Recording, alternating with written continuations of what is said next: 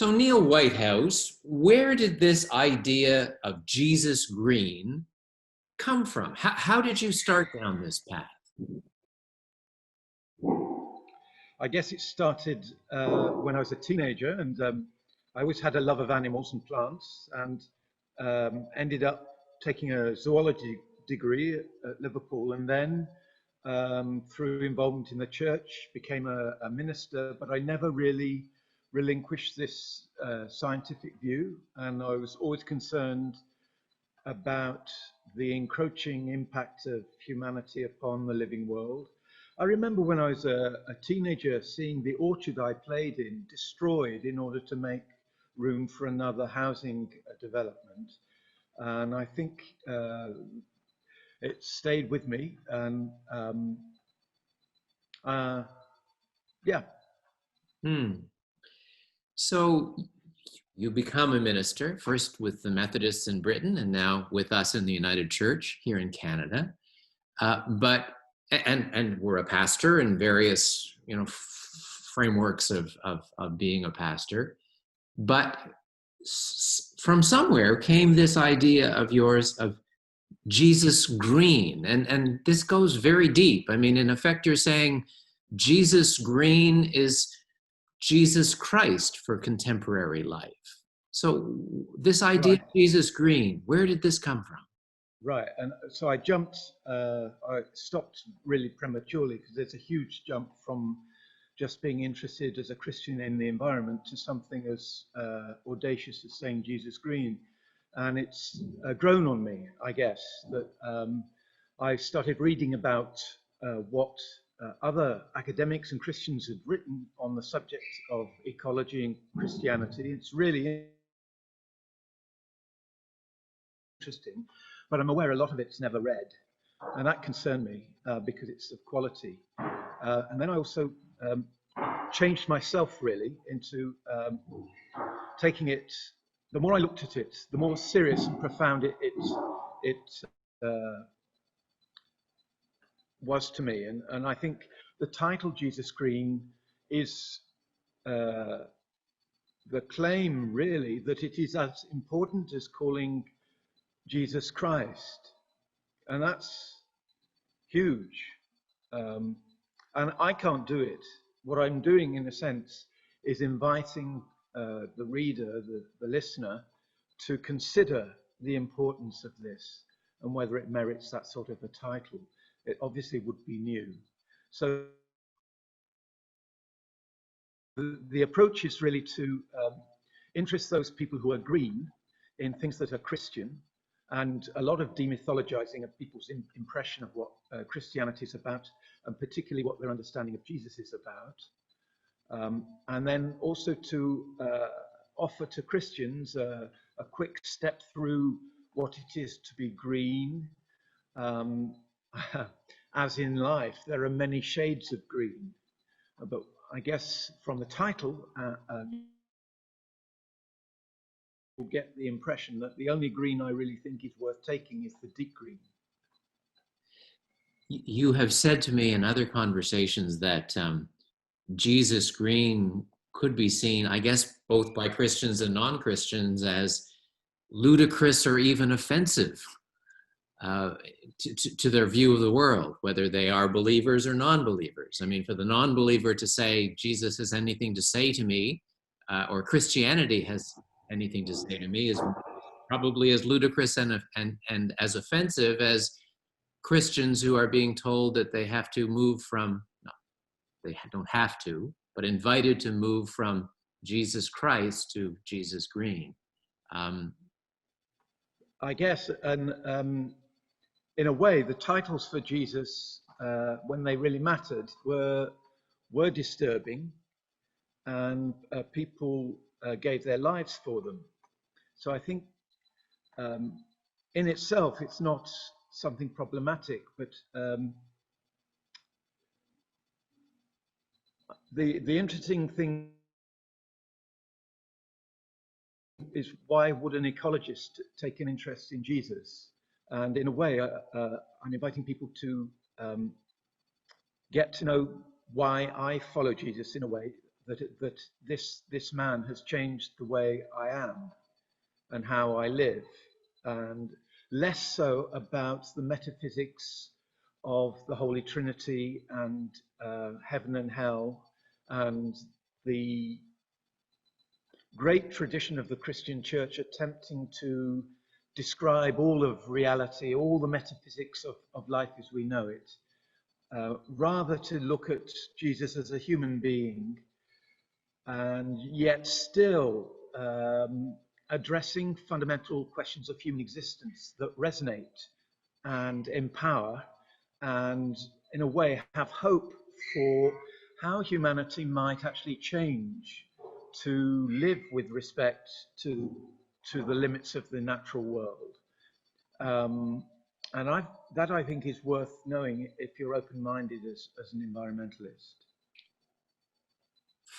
Already your reflections on this have taken you, I mean, and I think it fits very closely with what you just said about taking seriously the life of this man and what the life of this man meant and can mean. But this has taken you pretty directly to the cross, because that's central to the story of Jesus. And I'm wondering, how does the cross appear in your thinking about Jesus Green? This is where it really gets difficult, doesn't it? Wouldn't it be nice we could just talk about a nice teacher who contributed to the wisdom of the world? But that's not why we heard of him. It's those mysterious events around his crucifixion and the resurrection that changed people and gave them hope when the story really should have finished.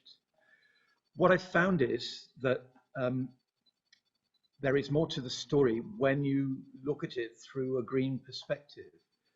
That the cross, which every generation has found to be mysterious and able to offer new and profound truths for their dramas, the cross still is giving, and it's giving in a new way for the green perspective. For example, I was not taught, I had to find it myself in my 50s as a minister, that actually the cross could have been a vertical stake in the ground. That's what one of the words in Greek means for cross. And in fact, there was a shortage of wood because of environmental degradation around Jerusalem, which would have meant if there was a cross piece, it would be recycled. So that is to say that the single stake was there before Jesus was crucified, waiting for him to be pinned upon it. And I take that as to be instrumentalization of nature. There is the tree, which is cut and killed to be the wood.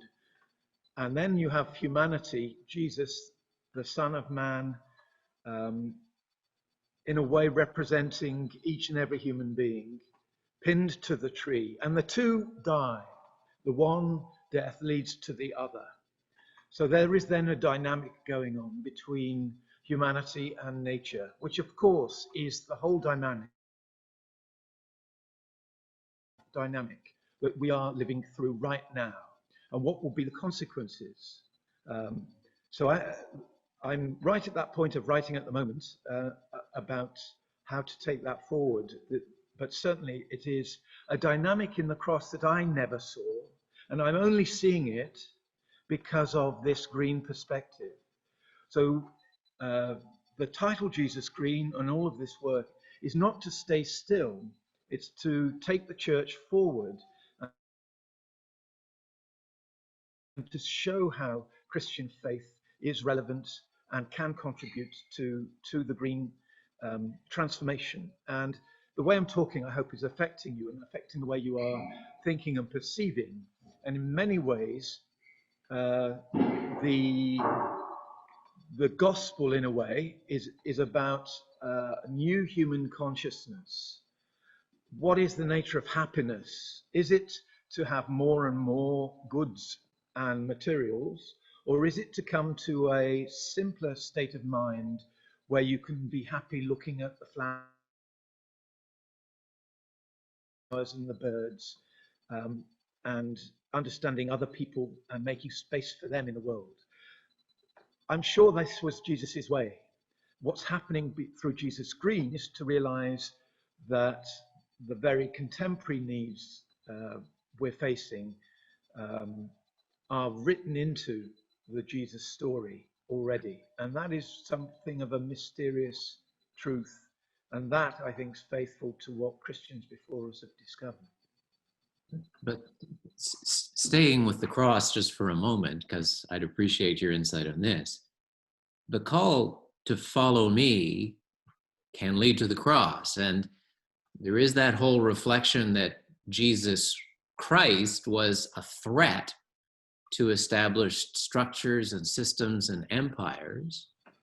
And it seems to me Jesus Green might put me on a path which is just as confrontational and potentially just as dangerous. And I think in that sense, we could agree that this is probably faithful. Systems are key to the deep green perspective, and in a way, the conflict that you're reading into the story of Jesus and the cross marries very well with the drama of Greta Thunberg and Greenpeace and others that have put their lives or given their lives to changing the systems. Just as Jesus was trying to change the system of temple tax, or not so much change as expose, I guess. There is a fascinating resonance, isn't there, between that action and the eco-activism around today. My little church is trying to do its bit with that. I'm involved in some of the eco-activism around Montreal, and it is not safe. It's not safe for the trees and the birds, and it's not safe if you have a conscience. Neil, it's been great to talk with you. I know you're writing, and we'll look forward to certainly to the writing, but also maybe to some more conversations. But thank you for taking time for us today. My pleasure, Royal. Thank you very much. And I look forward to talking again. Thank you.